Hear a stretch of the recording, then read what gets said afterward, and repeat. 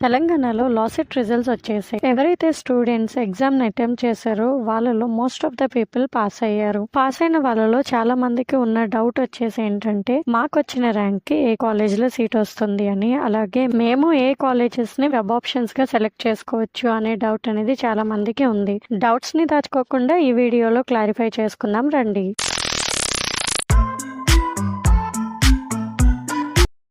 ఇక్కడ కనిపిస్తున్న లిస్ట్ వచ్చేసి ఏంటంటే లాస్ట్ ఇయర్ ఏ కాలేజెస్లో ఏ ర్యాంక్ నుంచి ఏ ర్యాంక్ వరకు సీట్స్ అలాట్ చేశాయో ఆ లిస్ట్ ఇది. ఈ లిస్ట్లో చూసి మీకు ఈ ఇయర్ వచ్చిన ర్యాంక్కి మీకు ఏ కాలేజ్లో సీట్ వస్తుందనేది మీరు ఈజీగా ఎస్టిమేట్ చేయొచ్చు. ఇక్కడ కనిపిస్తున్న కేటగిరీస్లో మీరు ఏ కేటగిరీలో వస్తారనేది కూడా చెక్ చేసుకొని అలాగే మీ యొక్క ర్యాంక్ ని కూడా చెక్ చేసుకోండి. మీకు ఏ కాలేజ్ లో సీట్ వస్తుందనేది కూడా మీకు తెలుస్తుంది. ఇది వచ్చేసి 3 year LLB cut off list. ఇక్కడ చూపిస్తున్న 22 కాలేజెస్ లో మీరు అట్లీస్ట్ ఒక 10 కాలేజెస్ అయినా మీరు వెబ్ ఆప్షన్స్ గా పెట్టుకోండి. అప్పుడే మీకు ఫస్ట్ కౌన్సిలింగ్ లోనే సీట్ వచ్చే ఛాన్సెస్ ఉంటాయి.